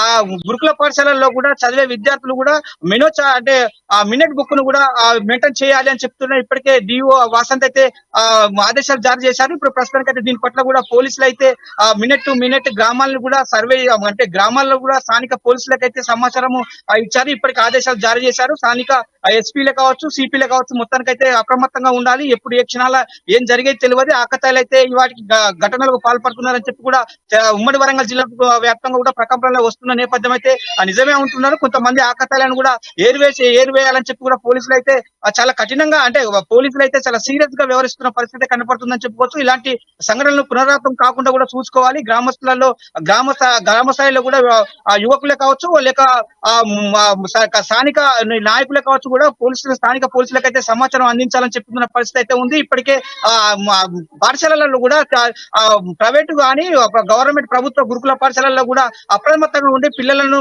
బయటికి పంపించే వారైతే ఎవరైనా పేరెంట్స్ వస్తే మాత్రం శూన్యంగా పరిశీలించి మాత్రం ఐడెంటిఫై చేసిన తర్వాత కూడా గేట్ నుంచి బయటికి పంపించాలని చెప్పి కూడా వసంతి అయితే మాత్రము ఇప్పటికే ఆదేశాలు జారీ చేసినట్టు తెలుస్తుంది. అదే విధంగా కూడా పోలీస్ శాఖ కూడా స్థానిక అన్ని పోలీస్ స్టేషన్ల ఎస్ఐలతో పాటు కూడా సీఐలను, ఏసీపీలను, డిఎస్పీలను కూడా అప్రమత్తం చేస్తున్న నేపథ్యం అయితే కనపడుతుందని చెప్పుకోవచ్చు Rajasekhar. Right, thanks for updates Swamy. Next మనం కరీంనగర్ వెళ్దాం. అక్కడ మా ప్రతినిధి శ్రీకాంత్ మనకి అందుబాటులో ఉన్నారు. ప్రధానంగా ప్రజాహిత యాత్రకు శ్రీకారం చుట్టారు కరీంనగర్ ఎంపీ బండి సంజయ్. ప్రధానంగా మోదీ ప్రభుత్వం సాధించిన విజయాలకు సంబంధించి గత ప్రభుత్వ వైఫల్యాలు ప్రజల్లోకి తీసుకువెళ్లే ప్రయత్నం చేస్తున్నారు. మరోసారి తన యాత్రతో రాబోతున్నటువంటి పార్లమెంట్ ఎన్నికలకు సమాయత్తం అవుతున్నట్టు మనకు తెలుస్తుంది. దీనికి సంబంధించి పూర్తి అప్డేట్స్ ఏంటి చెప్పండి శ్రీకాంత్. కేంద్రంలో అధికారంలో ఉన్న నరేంద్ర మోడీ ప్రభుత్వం సాధించిన విజయాలను అవలంబిస్తున్న సంక్షేమ పథకాలను గ్రామ గ్రామాన చేరవేసేందుకు కూడా బండి సంజయ్ ప్రజాశీర్వాద సభ యాత్రను అయితే కొనసాగిస్తున్నారు. ప్రస్తుతం మనం బండి సంజయ్ తో ఉన్నాము, వారిని అడిగి మరిన్ని వివరాలు తీసుకుందాం. సంజయ్ గారు చెప్పండి, మీరు ఇప్పుడు ప్రజా ఆశీర్వాద యాత్రను అయితే కొనసాగిస్తున్నారు, ప్రజల నుండి ఎట్లాంటి రెస్పాన్స్ మీరు చూస్తున్నారు, స్పందన ఎట్లా వస్తుంది మీరు చూస్తున్నారు? విశేష యాత్ర పేరుతో ప్రజాహిత యాత్రను ఈ రోజు ప్రారంభించడం. 15వ తారీఖు వరకు కూడా ఈ యాత్ర కొనసాగుతుంది. వేములవాడ, సిరిసిల్ల అసెంబ్లీ నియోజకవర్గాల్లో ఈ యాత్ర కొనసాగిస్తున్నాం. దాని తర్వాత national council meeting Sammakka Saralamma జాతర తర్వాత 21-22 తారీఖు నుంచి మొత్తం మిగతా అసెంబ్లీ నియోజకవర్గాల్లో యాత్ర కొనసాగిస్తున్నాం. యాత్ర ఉద్దేశం ఏంటంటే నరేంద్ర మోడీ గారిని 3వసారి ప్రధానమంత్రిగా చేయాలని చెప్పి ప్రజలకు అప్పీల్ చేయడం. కేంద్రం ఈ కరీంనగర్ పార్లమెంట్ నియోజకవర్గానికి నేను పార్లమెంట్ సభ్యుని వెనక ఎన్నో ఇచ్చింది నరేంద్ర మోడీ ప్రభుత్వం. దాని విషయాలను గ్రామాల వారిగా, మండలాల వారిగా, అసెంబ్లీ వారిగా, పార్లమెంట్ వారిగా ఇలా వివరిస్తూ ప్రజలకు వాస్తవ విషయాలను వివరించే ప్రయత్నం చేస్తున్నాం. కాబట్టి ఈ విషయంలో ప్రజల కూడా మంచి చైతన్యం వచ్చింది. ఇలా ప్రజలను కూడా భారతీయ జనతా పార్టీకి 80% అండగా ఉంటామని చెప్పి స్పష్టం చేస్తున్నటువంటి విషయాన్ని ఈరోజు యాత్ర సక్సెస్ ద్వారా స్పష్టం అవుతుంది. బండి సంజయ్ మత విద్వేషాలు రెచ్చగొడుతుంటారు, ఏం మసీదులు కూల్చుదామంటూ కూడా ఘాటు వ్యాఖ్యలు చేస్తూ ఉంటారు. కేవలం బీజేపీ ఒక మతతత్వ పార్టీ అంటూ కూడా ప్రతిపక్ష పార్టీలు ఆరోపిస్తున్నారు. మతతత్వ పార్టీ అంటే మేము ఎక్కడ 80% హిందువుల కోసం మాట్లాడడమే మతతత్వం అయితే మమ్మల్ని మతతత్వవాదులు అన్నా భయపడం. బండి సంజయ్ మతతత్వవాదాన్ని వాళ్ళని బోధిస్తేనే 80% హిందువుల ఓట్ల గురించి మాట్లాడారు. అయోధ్యలో రామాలయం, హిందువుల ఆరాధ్య దైవం, అందరి రాముడు, ఆదర్శ రాముడు, అందాల రాముడు, అయోధ్య రాముడు. రాముడు అయోధ్యలో పుట్టిందా లేదా చెప్పండి పాటలను. అయోధ్యలో రామందిరం ఉండాలా, బాబ్రీ వస్తుందా చెప్పండి వినట్టు దమ్ముంటే. ఇవాళ ఒక వర్గం కక్కుర్తిపడి ఒకే వర్గాన్ని కొమ్ము కాస్తూ మైనార్టీ సంతృష్టికరణ విధానం అవలంబిస్తున్నటువంటి ఈ పార్టీల వ్యవహారాలు చూసే ఇలా ప్రజలు చీత్కరించుకొని పార్లమెంట్ ఎన్నికలు గుణపాఠం చెప్పి రామ భక్తుడైన నరేంద్ర మోడీ గారిని మూడోసారి ప్రధానమంత్రి చేయాలని చెప్పి ఉత్సాహంతో ఆలోచనతో ప్రజలు ఉన్నారు. వీళ్ళ ఆటలు సాగాయి. ఇవాళ రాహుల్ కావాలన్నా మోడీ కావాలంటే రాహుల్ ఎవరు అంటున్నారు. బీఆర్ఎస్ పార్టీ వాళ్ళందరూ కూడా తురుకోల ఓట్ల మీద, మస్జిద్ ఓట్ల మీద ఆశపడుతున్నారు. మేమేమో మోడీ గారి ఇమేజ్తోని రామ భక్తులుగా ప్రజల ముందుకు వస్తున్నాం. ఎవరికి ఓట్లేస్తారో ప్రజలు నిర్ణయించుకుంటారు. నిన్న అసెంబ్లీలో మాజీ మంత్రి హరీష్ రావు కూడా దివంగత మాజీ ప్రధాని పివి నరసింహారావును మేమే ప్రతిపాదించాం భారతరత్న రావడానికి అంటూ కూడా ఒక వ్యాఖ్యలు చేశారు. వాళ్ళ కుటుంబ సభ్యులకు టికెట్ ఇచ్చి 10 కోట్ల రూపాయలు కేటాయించిన పివి జయంతి కోసం ప్రపంచ వ్యాప్తంగా అద్భుతంగా బ్రహ్మాండంగా 100%. ఈ మూడొస్తాయి అద్భుతంగా బ్రహ్మాండం 100%. ప్రపంచ వ్యాప్తంగా ప్రపంచం అబ్బురపడే విధంగా చేస్తున్నారు. హైదరాబాద్ ఫ్లెక్సీలపై ఏం చేయలేదు. మళ్ళీ కేసీఆర్ అనే వ్యక్తి ఎమ్మెల్సీ ఎలక్షన్స్ అప్పుడు పివి నరసింహారావు జయంతికి వచ్చింది. ఎమ్మెల్సీ ఎన్నికలు అయిపోయినా ఇక వద్దంది రాలేగా ఇక మర్చిపెట్టి మళ్ళీ పివి నరసింహారావు గుర్తురాలకి ఇవాళ అక్బరుద్దీన్ ఓవైసీ మూర్ఖుడు పివి ఘాట్, ఎన్టీఆర్ ఘాట్ కూల్ చేస్తా అన్నాడు. ఏడవెళ్ళి వీళ్ళు అన్ని మూసుకొని ఇంట్లో పడ్డారు. నేనేమన్నా పివి ఘాట్, ఎన్టీఆర్ ఘాట్ మీద చెయ్యదురా మూర్ఖుడా పాతనా కొడుక, ఒక్కసారి చేయ చూస్తే నీ దారు స్థలం కూలగొడతాం అన్నాడు. మరి దమ్ము ధైర్యం ఉన్న పార్టీ. మరి వీళ్ళెందుకు మాట్లాడలే? వీళ్ళది ఈ పరిస్థితి. ఇవాళ కాంగ్రెస్ పార్టీ పివి నరసింహారావు మరణించాక కనీసం శివం కూడా కాలకుండా అవమానపరిచే పార్టీ కాంగ్రెస్ పార్టీ. ఇవాళ భారతరత్న పివి నరసింహారావుకి ఇస్తే కనీసము తెలంగాణ రాష్ట్రంలో కాంగ్రెస్ పార్టీ ప్రభుత్వం ఉంది. అసెంబ్లీ వేదికగా కనీసం కృతజ్ఞతలు చెప్పేటువంటి ఇంగిత జ్ఞానం లేనటువంటి పార్టీ కాంగ్రెస్ పార్టీ. బట్ రెండు ఎప్పుడు పివి నరసింహారావు రాజకీయంగా వాడుకోలే. పివి నరసింహారావు ఫేస్ పెట్టి ఎప్పుడు ఎలక్షన్లు పోలే. పివి నరసింహారావు గొప్పతనం గుర్తించి నరేంద్ర మోడీ గారు భారతరత్న ఇస్తే దేశమంతా, తెలంగాణ ముఖ్యంగా నా కరీంనగర్ పార్లమెంట్ నియోజకవర్గానికి సంబంధించినటువంటి వ్యక్తి, కరీంనగర్ ఉమ్మడి జిల్లాకు సంబంధించిన వ్యక్తి, తెలంగాణ రాష్ట్రానికి సంబంధించిన వ్యక్తి, తెలుగు రాష్ట్రానికి సంబంధించిన ఒక గొప్ప వ్యక్తికి భారతరత్న ఇస్తే భారతీయ జనతా పార్టీ కార్యకర్తలందరూ కూడా కరీంనగర్ పార్లమెంట్ లో కూడా ఇలా సంబరాలు చేసుకున్నారు. ఇది మా గొప్పతనం, ఇది మా నైతికత. కానీ వాళ్ళ ఆలోచనలో ఇలా ప్రజలు చూస్తున్నారు. కాబట్టి బీఆర్ఎస్ పార్టీ పివి నరసింహారావు గారిని రాజకీయంగా వాడుకున్నది తప్ప, అవమానపరిచింది తప్ప ఏ రోజు సపోర్ట్ చేయలేదు. కాంగ్రెస్ పార్టీ కూడా సేమ్ అదే విధంగా అవమానపరుస్తూనే ఉన్నది.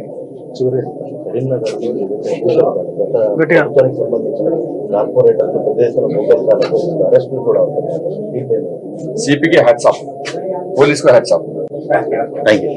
మొత్తం చూస్తుంటే ఏదైతే ప్రధాని మోడీ మరో ముచ్చటగా మూడోసారి కూడా అధికారంలోకి రావాలంటూ నరేంద్ర మోడీ ప్రభుత్వాన్ని ఏర్పాటు చేయడమే లక్ష్యంగా కూడా తాను పనిచేస్తున్నానని చెప్పేసి ఈ ప్రజా సభ యాత్ర కూడా కొనసాగిస్తుంది. ఇవి ఎప్పటికున్న బులెటిన్ అప్డేట్స్. ఇది ఇవాళ వార్తా వేదిక. రేపటి రిపోర్ట్స్ మళ్ళీ కలుసుకుందాం. అంతవరకు చూస్తూనే ఉండండి అమ్మ న్యూస్, నిజం కోసం జనం కోసం.